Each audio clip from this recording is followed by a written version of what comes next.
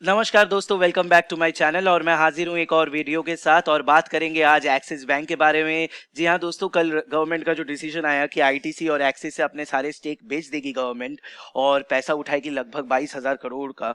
तो उसके बाद बहुत लोग के मन में कंफ्यूजन आ गया, मेरे को बहुत सारे मैसेज आए और इवन जो मेरे कुछ दोस्त हैं जो लोग ट्रेडिंग करते हैं या इन्वेस्ट करते हैं, तो वो लोग भी पूछने लगे अभी क्या करना है, एक्सिस बैंक का क्या हाल होगा। तो बात करेंगे उसके बारे में भी। और कल मैंने एक वीडियो बनाया था आईटीसी के बारे में, मैंने बात किया था। तो अगर आपने वो वीडियो नहीं देखा तो आप यहाँ पे आई बटन में क्लिक कर सकते हैं कभी भी और वो वीडियो एक बार चेक कर लीजिएगा। तो बात करेंगे एक्सिस बैंक के बारे में। तो अगर आपने मेरे चैनल पे नए हैं तो चैनल को सब्सक्राइब कर लीजिए, बेल आइकन दबा दीजिए ताकि आपको सारे नोटिफिकेशन मिलता रहे। एक्सिस बैंक जो कंपनी है, axis bank limited third largest private sector bank है इंडिया का, और बहुत अच्छा बैंक है। बात करेंगे इसके फंडामेंटल्स के बारे में। मार्केट कैप है 1,09,000 करोड़ का, ये 2 लाख के ऊपर था, अभी 50% टूट चुका है शेयर, तो इसलिए 1,09,000 दिखाई दे रहा है। करंट प्राइस 388, और लास्ट एक साल में देखिए उतार चढ़ाव का खेला देखिए। 827 में भी एक टाइम पे था और एक टाइम पे 285 में भी चला आया था, तो बहुत गिरा था ये शेयर। बुक वैल्यू 240, तो बुक वैल्यू के आसपास है अभी मैं कहूँगा। मगर सबसे बड़ा जो खतरे वाला निशानी मुझे लगता है वो है स्टॉक पी। यानी आपको 1 रुपया कमाने के लिए 59.21 60 रुपया आपको खर्च करना पड़ रहा है। वहीं पे इसके कॉम्पिटिटर जो दूसरे शेयर है जैसे एचडीएफसी बैंक, उस पर आपको 19 रुपया खर्च करना पड़े 1 रुपया कमाने के लिए। कोटक महिंद्रा में 31 रुपया, आईसीआईसीआई बैंक में 23 रुपीज। येस बैंक को तो मैं पकड़ूंगा नहीं कॉम्पिटिटर के हिसाब से, तो पी बहुत महंगा है। तो ये एक डर है इस शेयर को लेकर, ठीक है। और अब आप कहेंगे कि बहुत लोगों ने मुझे कहा है कि पी से क्या फर्क पड़ता है, और पी अच्छा ही तो है। अगर लोग ज्यादा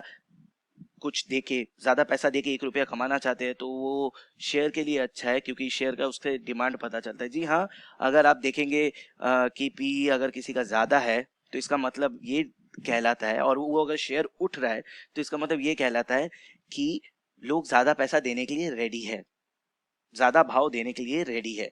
मगर आपको ये भी सोचना है कि उसके बाकी जो कंपेटिटर है उनका क्या हाल है, उनका पीई क्या है। अगर उनके पीई से ये कुछ कई गुना ज्यादा है तो इसका मतलब कुछ तो है, इसको लोग जानबूझ के उठा रहे हैं।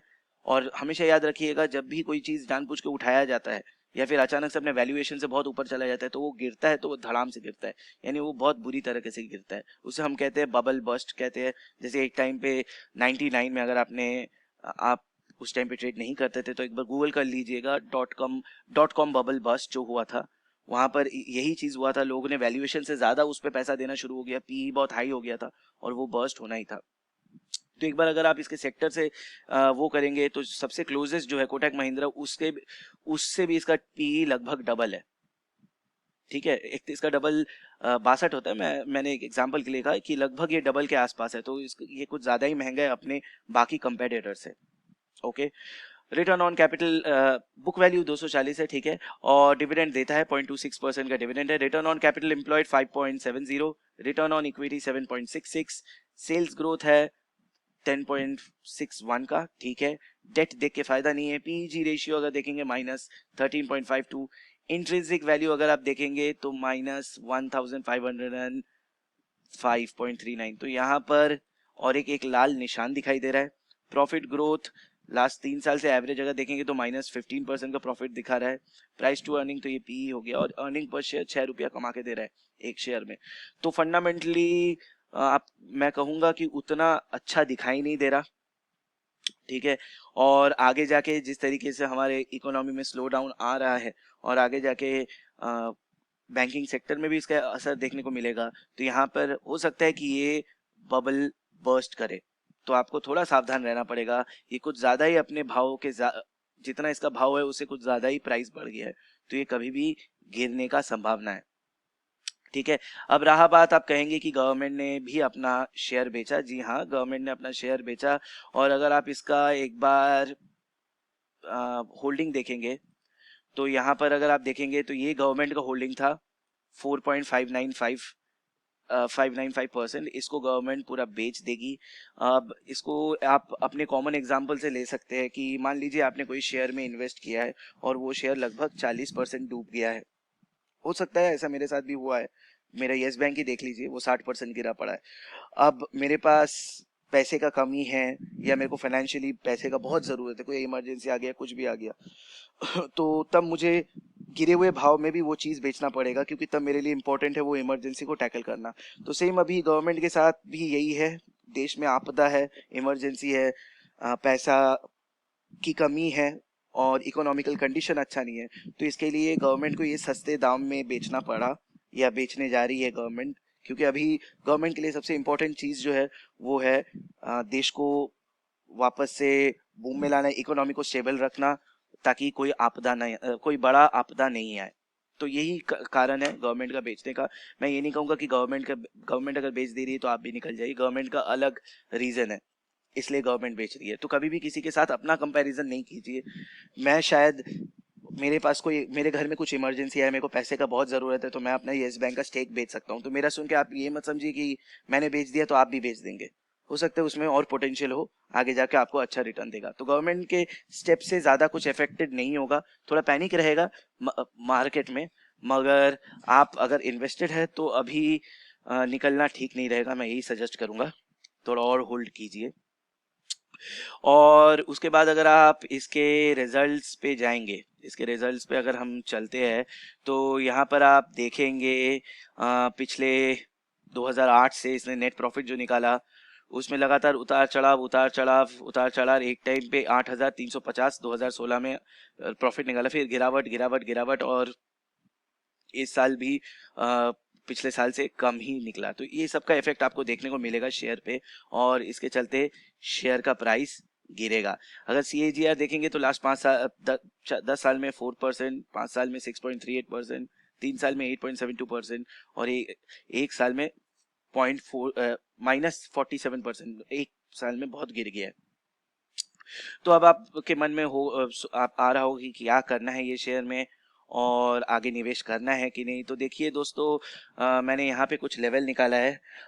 यहाँ पर अगर ये टूटता है तो इसमें डाउन ट्रेंड आने का संभावना होगा। मगर एक लेवल ये भी ध्यान रखिएगा, ये वाला जो लेवल है 323 का जो लेवल है, ये वाला लेवल में अगर टूटता है तो मैं आपको सजेस्ट करूंगा कि निकल जाइए। ठीक है, अभी फिलहाल के लिए निकल जाइए, ज़्यादा लॉस ना बुक कीजिए। और फ्रेश इन्वेस्टमेंट का अगर सोच रहे तो अभी फ़िलहाल आप फ्रेश इन्वेस्टमेंट का नहीं सोचिए। आगे जाके और थोड़ा इसमें आपको प्रॉब्लम दिखेगा, क्योंकि अभी आगे जाके, जैसा मैंने पहले भी बताया, कि फाइनेंशियल प्रॉब्लम आएगा, बैंकों को लोन का रीपेमेंट में प्रॉब्लम होगा। तो इसके चलते आपको यहाँ पे थोड़ा टाइम, अगर आप इन्वेस्ट करेंगे तो आप फंस जाएंगे। तो अभी फ़िलहाल इस शेयर को अवॉइड कीजिए। कोई बड़ा न्यूज़ तो मुझे लग नहीं रहा आने वाला है, जब तक कि यहाँ पे वैक्सीन नहीं निकलता है, जब तक हम लोग को नहीं पता लगता हम लोग कब कब तक ये लॉकडाउन से निकलेंगे, तो तब तक यहाँ पर लगता है मार्केट में बूम नहीं आएगा।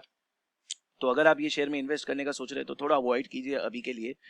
और जब तक ये अपना एक टारगेट है उसको नहीं तोड़ता, तब तक यहाँ पे इन्वेस्ट ना कीजिए। मैं कहूँगा कि अगर आप फिबोनाची का ये देखेंगे, तो अगर ये लेवल को ये नहीं तोड़ता, 469 के लेवल को अगर ये नहीं तोड़ता और इसके ऊपर नहीं जाता, तो आप यहाँ पे एंट्री ना लीजिए। मगर अभी फ़िलहाल जो लग रहा है, जिस हिसाब से इसके रिजल्ट्स आ रहे हैं, बैंक में कमज़ोरी दिखाई दे रहे है, बुक्स में कमजोरी दिखाई दे रहा है, तो लग नहीं रहा है ये तोड़ पाएगा, और ये और गिरावट होगा। अगर आप इसका MACD देखेंगे, moving average conversion and diversion, इसको अगर आप ध्यान से देखेंगे तो ये ब्लू लाइन रेड लाइन को काटने के कगार पे है, और ये काटेगा तो यहाँ पे मार्केट में गिरावट आएगा, इस शेयर में गिरावट आएगा। चलिए थोड़ा लॉन्ग टर्म पे चलते हैं, 1 वीक में चलते हैं।